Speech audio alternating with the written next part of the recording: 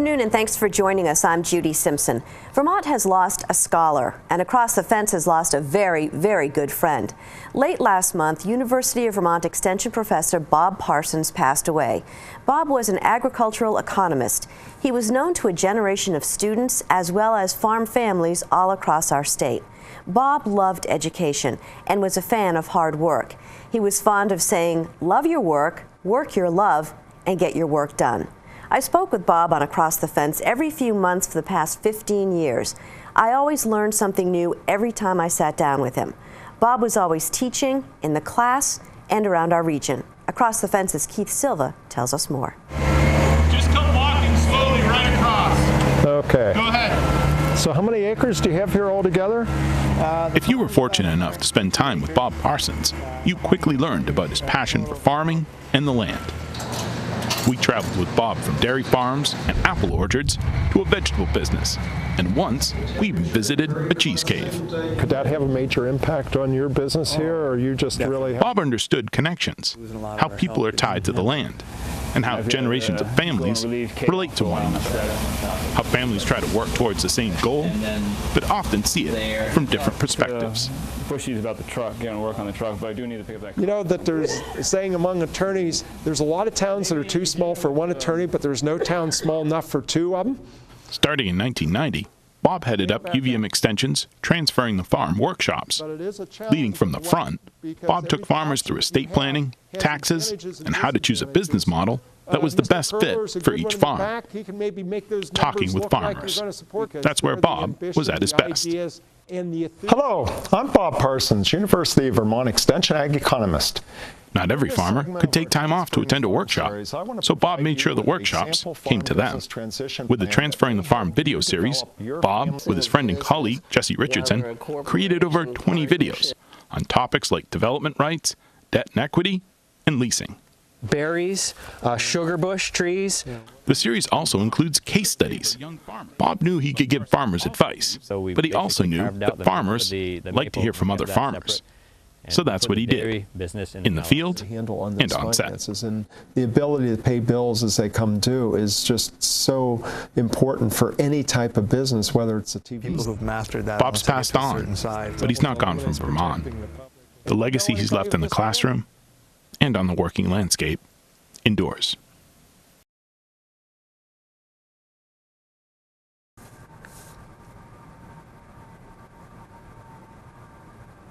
Really gonna miss Bob. He had many passions, and at the top of his list was education. He was constantly learning and constantly teaching, and the subject he loved to teach the most was agriculture. So as we continue today's program, Bob would have been pleased to know that we're highlighting a recent career day at UVM that focused on agriculture. Here's Across the Fence's Rebecca Gollin. We invite a lot of visitors onto our farm. It's a Saturday afternoon in Burlington. Students from around the state have come to the University of Vermont to get a head start on something they'll have to think about soon enough, the future. I came here to just learn my options for careers later in life. I'm not really sure what I'm going to do, but just to keep doors open. I don't know if I really want to be a full-time dairy farmer, but that's why I came here to figure out other options besides just working full-time on a dairy farm. Today, I just really wanted to learn more about where I can go with it, whether or not really going into horses as a trainer or something would be as involving as going into something like food and water services and all those sort of things. It was really just so I could learn more about the industry itself, how diverse it is. These high school students are interested in careers in the agriculture industry. They came to hear from the experts. Today here at the Davis Center at the University of Vermont, we are having our Agricultural Career Day, where we have professionals coming in and giving a 5-minute presentation about who they are, what they do, the value of the education that they had, and advice that they would give to students and 4-H members that came today.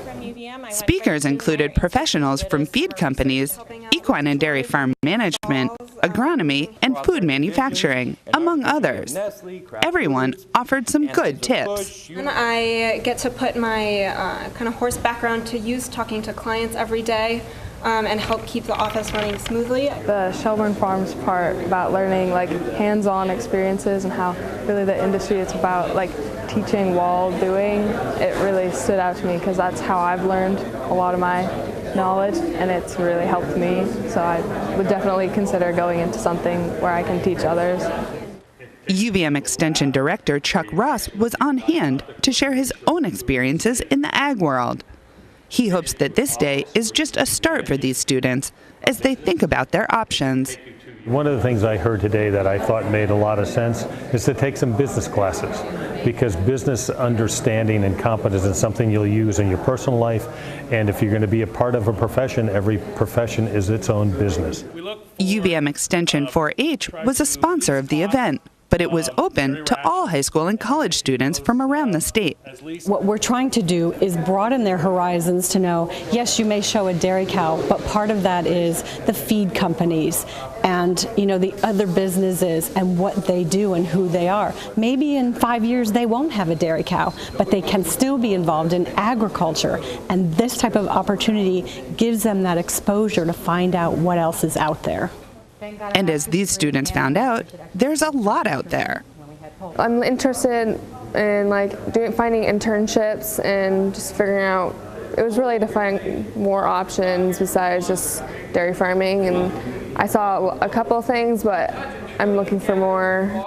There's so many options for what you can do with agriculture. Like you can be in a lab, or you could be like on the field working with animals. There's a lot of equine opportunities here that definitely be looking into. We have a growing population that needs to be fed, and the manner in which we produce our food to feed those people can actually change the world in which you are going to be inheriting from people like me. It's a chance for the next generation of Vermonters to think about the future and get the advice they need to start planning for it. In Burlington, I'm Rebecca Gollin with Across the Fence. The hands-on learning. Well, thanks, Rebecca. Joining me now in the studio is the director of UVM Extension, Chuck Ross. Thanks so much for coming in. Thanks, Judy. Glad to be here. In the video, we heard about an interest in cows and horses, and those are two big segments of agriculture in Vermont. But what else is out there for young people? You know, it's easy to get caught thinking about the big sectors, which equine and dairy farming are in the state. But it is a really diverse set of businesses that are out there, and with an enormous array of opportunities. You can work on the farm, which I've done, and being outside every day is wonderful. And being able to steward the environment that comes along with owning an operating farm or working on an operating farm is great. But there's also work that you could do in a veterinary clinic. I used to meet some people that went on to vet school that rode with the vet as part of an internship in the summertime. And sometimes they went to vet school and came back as the vet that actually provided the services. There's lab work can be done relating to food safety. There's marketing and sales, which are present in a lot of different professions, but clearly a significant and important part of agriculture Vermont as we try to move our product lines into bigger markets with greater returns. There's the science of agronomy, where we're studying soil, which is so important to maintaining clean water in the state of Vermont and other places. And, you know, as exemplified by Bob Parsons, who we just heard a wonderful tribute to, there's the world of education, whether it be at the primary level, where you're teaching kids a science that is fundamental to understanding agriculture and food, or teaching things like policy in college, or like Bob was doing, farm transfers, which is really part of a legal profession. There's a very significant array of opportunities. And people might be surprised at just how many businesses are touched by a farm in their community, and how many businesses depend on farming. It's really a very important point to understand. In the state of Vermont, as is the case in many rural communities, our farms can be our biggest business enterprises. And what's wonderful about farms is that the dollars that they spend circulate in the economy over and over. It's called a multiplier effect, and in agriculture, that's one of the great attributes of agriculture, is the multiplier effect for reinforcing that local economy is one of the highest of all the economic activities you can have in a community. And the reverse is the same too. I mean, if you're a feed company and you're looking to hire someone and you have a sales candidate, that's great. But if you have a sales candidate that knows cows, that's even better. Absolutely. And, you know, agriculture is a huge industry nationally and globally. And so if you actually have farming experience, if you understand agriculture, there's a whole array of opportunities, not only in Vermont, but nationally and even internationally. And so you've worn a lot of hats in agriculture, as a farmer, as an agriculture secretary, now with Extension. Is there a hat that you like best? Well, I was just thinking about this the other day, and it's kind of like being a high school athlete. Your favorite sport is the sport you're playing. And that's kind of how I feel now. I had a chance to be a farmer, which I love, and I still do a little bit on the side. I've had a chance to be the secretary, where we actually work on policy. And now at Extension, I get to be involved in an organization that's about educating and providing technical assistance. So I learned how to farm, I helped develop policy, and now I have the real opportunity to help people understand what to do and get the technical assistance to get it done. Why do you think young people should think about a career in agriculture? Well, you know, I think it's important to think about this on a large scale. And that large scale is that being involved in agriculture, you actually have an opportunity to make an enormous contribution. As we look into the 21st century, we're going to be looking at a global population of 9 billion people. We need to figure out how to feed those people and do it in a way that respects our environment, provides them the nutrition that they need to be healthy.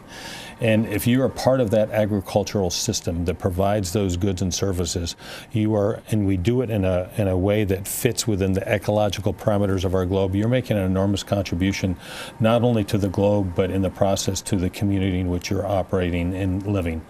So there's that reason, and then there's just the really interesting and rewarding aspects of being involved in an industry that's connected to nature, where you actually can be very much engaged in stewarding the environment. And oh, by the way, there's some really good businesses. You can have a wonderful career and have a very rewarding income to support your family and get through your kids through college. Mm-hmm. And now would you encourage your own children to go into agriculture? Absolutely. It's a wonderfully rewarding world, and it can be rewarding in a number of different pursuits, as we've alluded to. There's a lot of different careers, and many of them are very intimately connected to agriculture, and so I would certainly encourage my kids and anyone else to take a look at that. It is amazing too, because you think about the booming craft beer industry in Vermont, and that's all tied into agriculture. Like so many things, yes. You know, the hops that we're actually looking at growing, thanks to the work of Heather Darby here in Vermont, it is connected to agriculture. It starts on the land, and then you go follow that supply chain right to someone's plate. And you think about all the businesses and employment opportunities from that supply chain, from the farmer's field to the consumer's plate, and now you're starting to get an understanding of the opportunities. How would you suggest a young person get involved in exploring a career in agriculture? Well, there's a lot of ways to do it, and a couple of the most successful ways are to look for internships and experiential opportunities. That can be an internship you discover through school. It could be an internship with a not-for-profit organization. It could be work you do for your neighbor who's involved in that supply chain from farmer to the consumer's plate. And experiment. Try a few different things. See what's of interest to you. Some people might love animals. Other people may love the lab. Other people may really enjoy sales. But try as many as you can and get a little experience. So you don't necessarily have to have a background in agriculture. No, and you don't have to have a background in agriculture. Because the things you can learn in school, you can bring to your particular occupation that may have an agricultural orientation. Mm-hmm. Now, the video showed earlier that you mentioned the benefits of taking a couple of business courses. Business obviously is very important. They goes hand in hand with agriculture. Agriculture is a business, and as I'm fond of saying, economics is the universal language. So by understanding business and understanding economics, you can understand how the system works. And that's critical if you're going to be successful both as an entrepreneur and as an employee someplace in that supply chain of the food and agricultural system. Because things are always changing. They are always changing, but one thing that is consistent is the economy connects all of us, and that is how we communicate and transfer goods and services, and it affects everything we do. And who knows, maybe one of these young people will come up with a new idea that will promote agriculture even more. Absolutely. And who would have thought 20 years ago that we would be the leading beer state in the United States of America? Good point. Thanks so much for joining us today. Thank you, Judy. That's our program for today. I'm Judy Simpson. I'll see you again next time on Across the Fence.